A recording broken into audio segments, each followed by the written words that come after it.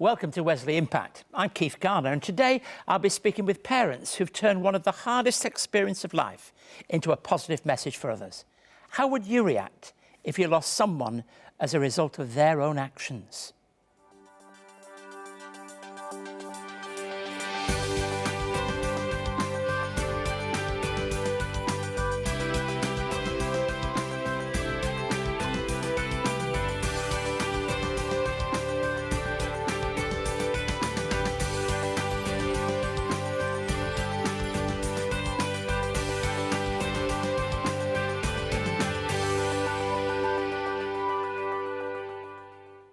Thank you for joining us today. This coming week, Wesley Mission will invite all who've been touched by suicide to join us for a memorial service on the northern boardwalk of the Sydney Opera House to reflect and remember the lives of loved ones that they have lost. This will be the 20th year of the Wesley LifeForce Suicide Memorial Service. And over the years, we have shed many tears with parents, siblings and close friends of those who brought their own life to a close. And amidst the tears, we've shared many special moments, fond memories, and even smiled together as we've grieved, and as we've overcome in sharing those common experiences together. Today, I'll be speaking with Jim and Alex Paterson. Jim and Alex are musicians in South Australia known as the Borderers. They come from both Ireland and Scotland, but home is now here in Australia. In their journey together, they lost their son, Rowan, to suicide.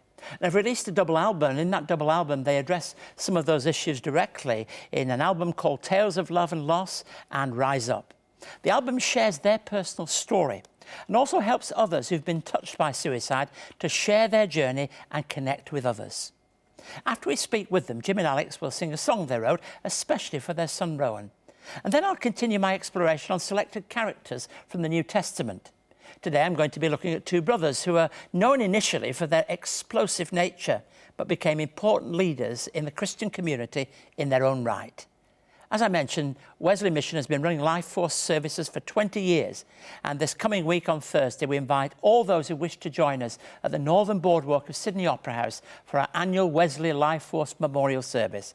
Here's a look what you can expect this Thursday.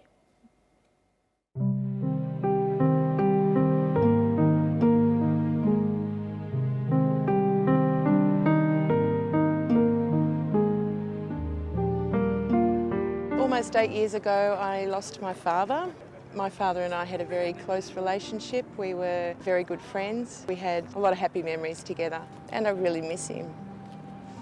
I think it's important that people talk about suicide bereavement. I think it's important not only for the people who are bereaved, but for the population in general to know it does have long-term effects on the people that are left behind.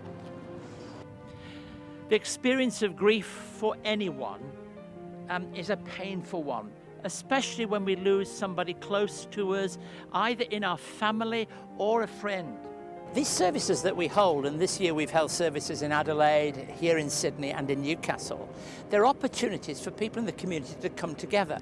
I think sometimes we might think if we hold a service of this kind, it might be a bit too public, something that's in, but we come to a place like here at the Opera House by the water because we think it gives the people in the community the opportunity to be with others who are experiencing grief of this kind. And I think it's a very supportive experience for people. Some people come back year after year, and I don't mind that at all, because I think the journey of suicide isn't just solved, it isn't just put behind us after a year, it is something that you live with and you learn how to handle. And so therefore the service is important. It's very comforting to be around other people who know how you feel. It's quite an isolating form of grief. It's not something everybody talks about. It's not something you're encouraged to talk about. So you feel quite alone, and then to find that you're not alone it's very comforting. I've found that there's all kinds of people are affected by this, and it's not just people from different walks of life, it's people with different relationships with others. I've been approached by a couple of my father's colleagues who have been profoundly affected by this, who it's, weighed on them heavily for a number of years. Wesley LifeForce is a suicide prevention program that operates nationally. It was started in 1996 by Reverend Bob Dunlop in response to the youth suicides, at the time, but it's now dealing with suicides in communities and helping to empower communities to deal with the issue nationwide, providing both training and network support. We're always looking at preventing suicide, but it's also how we can support those that are bereaved by suicide. In 2012, we had 2,535 people complete suicide in Australia, a number greater than the number of people who died through skin cancer or through road death.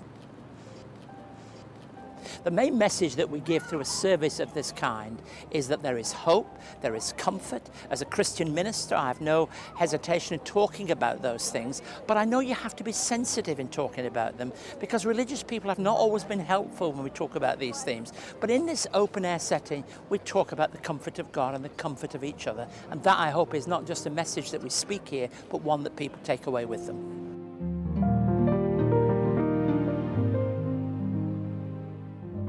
Over 44% of households suffer from financial stress.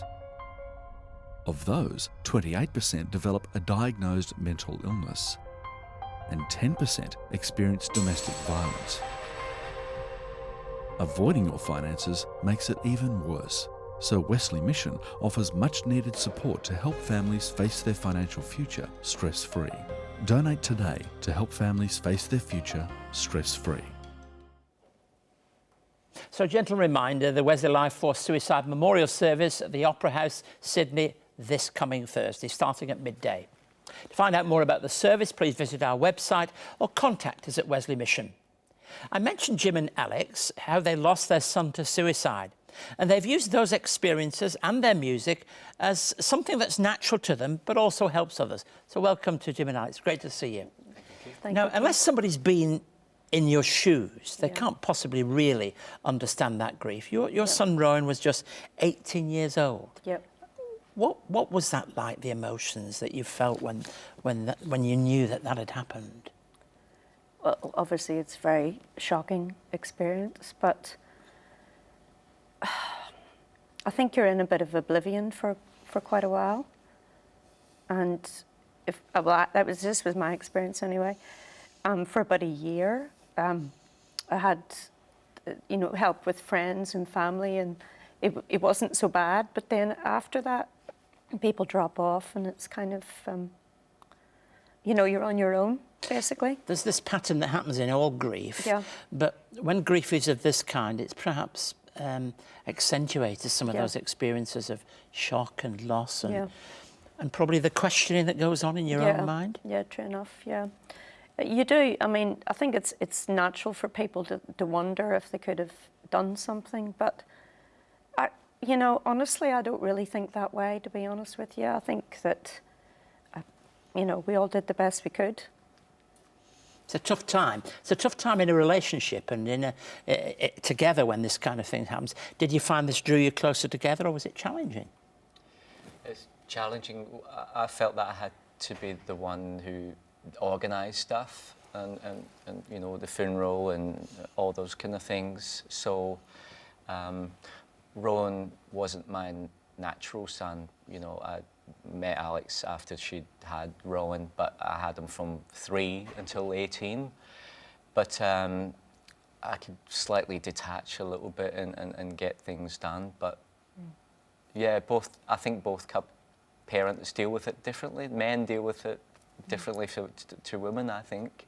But you both, as you're here today and as you sing and we'll hear a song later, you've been prepared to address it. Have you found that's helped you to be able to do that? Definitely. It's a really cathartic thing to do, I think, to be able to express yourself in that way, and because it's what we do for a living, I think that was the natural way for us to do that, and hopefully to help other people at the same time, because, as you can see, that lots and lots of people are going through this. So when you sing a song like this and you just make reference to it, or do you find people come and talk about their own experiences with you? It's amazing. Definitely. If you just bring the subject up a tiny bit, everybody we've met at concerts, everybody's got a story. Yeah, everybody knows somebody. And we've actually been asked to go to the country areas because a lot of farmers are committing suicide. They don't have anybody to talk to. They used to go down to the local pub, and chat to people, but because of the drink driving thing, they stay at home. and they just keep it internal. And so we're always trying to encourage people to talk. Yeah. Now here's the advert. How many albums have you released? And how many songs? Tell us a bit about yourself. Released 2 just during the advert. Did you really? Yeah. So have you done a number of albums? About 10. Yeah. And I know that you're very, very in South Australia. Everybody knows who you are. It's good that you've come in other places in Australia, but that message is spreading, isn't it? Yeah, I mean, we've been going 21 years, so we've played all over Australia and we play all over the world. But Australia's just so big. As you're coming from Bolton, the next town's 10 miles away. You know, we had to go 10,000 kilometres to... That's right.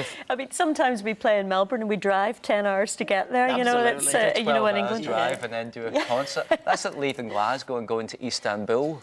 And you use your the music that's natural to you. You know, there's Celtic influences, there's influences of Scotland, Ireland in that music, and you've also used that music to communicate message. Do you think that kind of music more easily commutes messages than some other styles?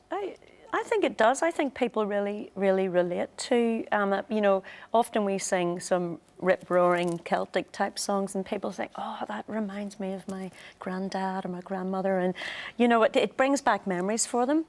And they also, it's kind of like a basic, when you play the boron, people get quite excited, like a tribal feeling about it, you know. Like Australia at the Ashes and things like that, isn't it? Yeah. Like that's very tribal, doesn't it? It's true. We naturally respond. But let me just very seriously then say, you've used some of this style to communicate some very serious messages as well. Tell us how the song Light on a Hill came about. Actually, I heard the phrase "Light on the Hill." I think it's a whole old Prime Minister phrase, "Light on the Hill," and I really loved that title. And then when this happened with Rowan, Alex actually had a dream that she saw him, and she said, "Mum, it's okay. You know, it's going to be all right." So that's where we got it, really. And your Christian faith has been important to you in this journey. Oh, definitely. Well, our church in Adelaide is just everybody gathered, brought us food, came and saw us every night. So really, really, really important. Definitely. Well, we pray that your ministry goes from strength to strength, but also that you're able to continue to help, and you're going to share with us, aren't you, at the Opera House? Yeah, definitely. I mean, I think that's the good thing about it, because when you speak at these things, there's always people that are at a different stage of it than you are. So if you're 5 years down the track, somebody might be 6 months, and, you know, you can always help them in some way. Jim and Alex, I'd like to thank you for coming on the programme and sharing your story with us. In a moment, we're going to hear them singing Light on a Hill, which was written not long after you lost Rowan. Yeah. And if you're watching and you'd like to speak to someone about some of the struggles that you might be experiencing, don't have any hesitation in calling Lifeline on 13 11 14. The number's on your screen, 13 11 14. It's been 200 years since the first Methodists met in Australia. To celebrate 2 centuries of faith and pioneering care, CEO and presenter Reverend Dr. Keith Garner takes us back to where it all began. But we don't begin here at the heart of London. We begin in a town in the north of England. In this fascinating narrative, Reverend Garner chronicles the history of the life and times of the founder of Methodism, John Wesley. This fresh and thought-provoking documentary takes us on a journey throughout the United Kingdom, beginning in John Wesley's hometown of Epworth. John Wesley was born here on the 17th of June, 1703.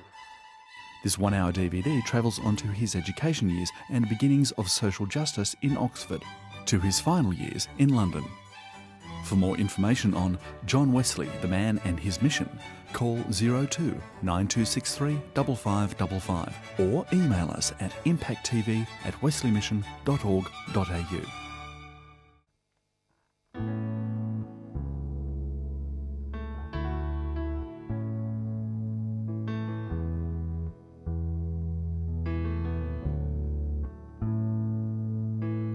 Angel, you were complicated inside, untamed and wild, and your spirit ran free. Only 18, but you'd lived 1,000 lives, and you shone so bright, just like a light on a hill. Ooh. Ooh, ooh,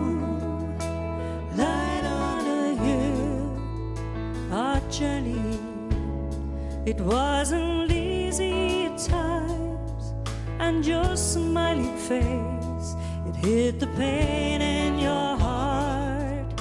Just maybe this world was not meant for you, so you made your way towards that light on a hill. In my dreams, you say it's gonna be alright, and it makes me feel a little better. Ooh, and I see you, babe, in a healing light, and in my heart I know I'll see you later.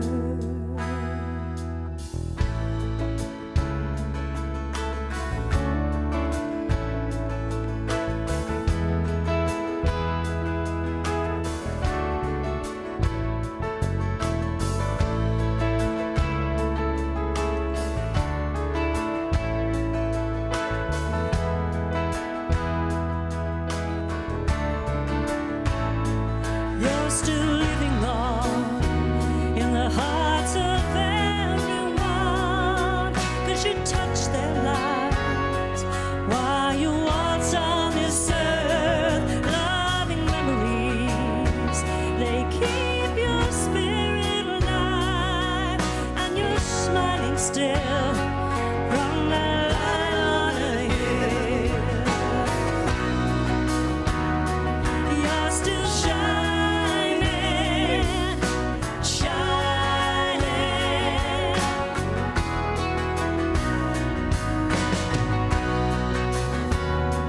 You're still shining, shining, like a light on a hill, like a light on a hill, light on a hill, light on a hill. Thanks to Jim and Alex for that really meaningful contribution. I know it will mean a great deal to many of you. As I continue to look at some of the characters of the New Testament, I'm talking today about two brothers, two in one if you like. So I'm going to read from Matthew chapter 4, verse 18, and then 21 to 22. Verse 18 sets the scene, if you like. As Jesus was walking beside the Sea of Galilee, he saw two brothers, Simon called Peter and his brother Andrew. They were casting a net into the lake, for they were fishermen. And then reading on in verses 21 to 22. Going on from there, he saw two other brothers, James, son of Zebedee, and his brother John. They were in a boat with their father Zebedee, preparing their nets. Jesus called them, and immediately they left the boat and their father and followed him. Now, James was the elder brother of John, and these two brothers were partners with Andrew and Peter in a fishing business in the northern Galilee. They were sons of Zebedee, and they seemed to own their own boats. And I think the conclusion we can come to from that is that they were quite prosperous. James and John were called by Jesus while they were going about their ordinary business. Now, I think that's important. Jesus calls people while they're doing what they ordinarily do. We heard from two people who chose to use their voices and the lyrics of songs as a way of communicating because that's what they do. And so James and John were called while they were about the fishing business. James would always be remembered as the first apostle to die as a martyr for the Christian faith. So he really became a very committed believer who belonged to Christ. John had a very special, close relationship with Jesus, so much so that when we get to the closing parts of the gospel, we're told in one that the Lord gave him special responsibility for his mother in the closing moments of his life on the cross. Now, you don't do that unless you have a special relationship with someone, to entrust your mother to them and to say to this person that their mother will be for them comfort, help and strength. Well, I think that tells you something of a special relationship. And they were part of a small group of three with Peter who were taken into the intimacy of relationship with Jesus Christ up on a mountain to experience something of the intimacy of the relationship that God in Christ wanted with his people. They may have well been hot-headed because they gained this nickname, the Sons of Thunder. Well, you don't call somebody a son of thunder unless he or she, if it's a daughter of thunder, has got a temper, or you react very strongly.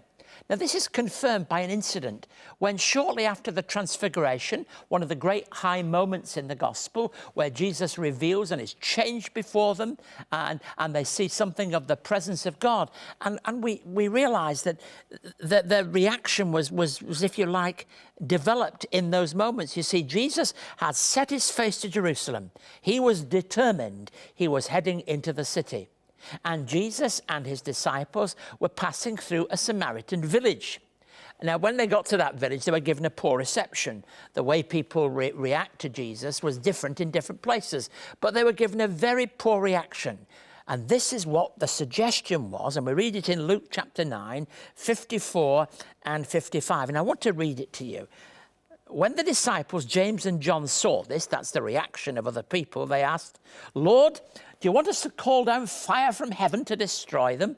I mean, gosh, what a reaction. Here's Jesus going about teaching about love and generosity and kindness and compassionate attitudes to others. And these two disciples decided the best thing they could do was to call down fire from heaven on those who didn't like or agree. Well, clearly Jesus was not going to go for that kind of approach.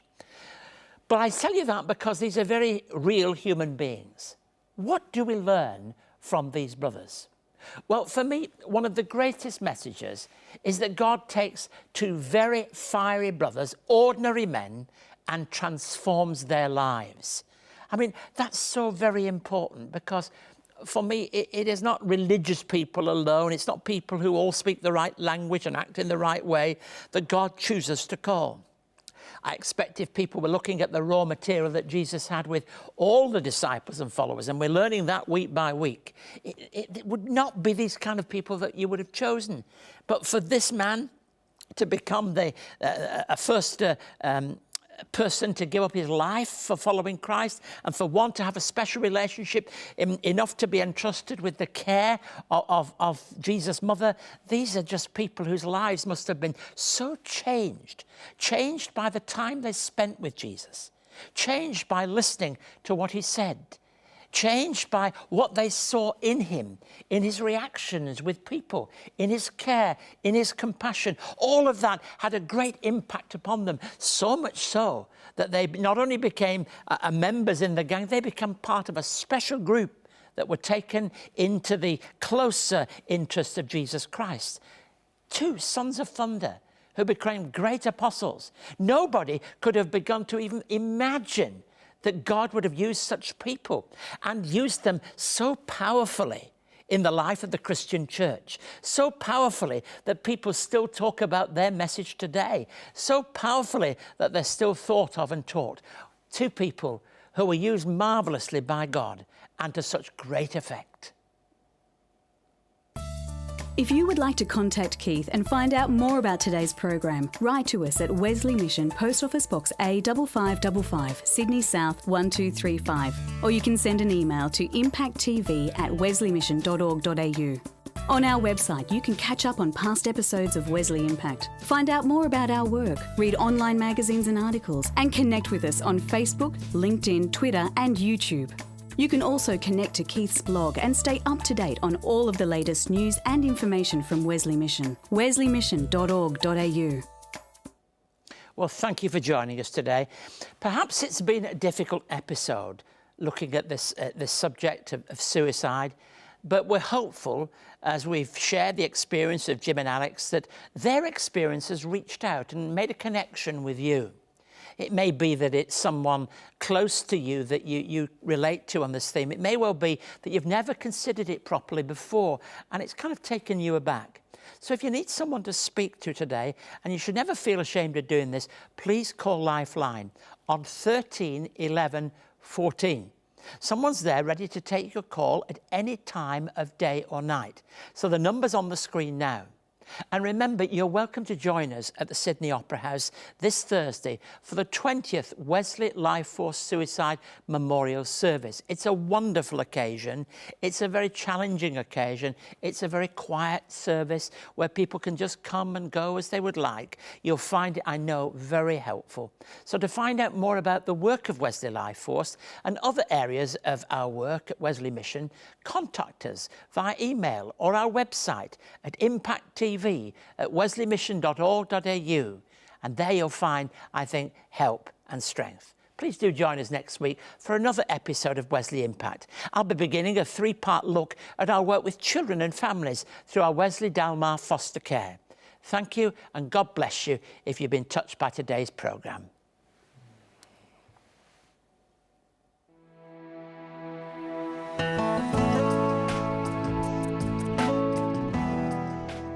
Wesley LifeForce runs 435 suicide prevention training sessions each year. To find out more, visit wesleymission.org.au.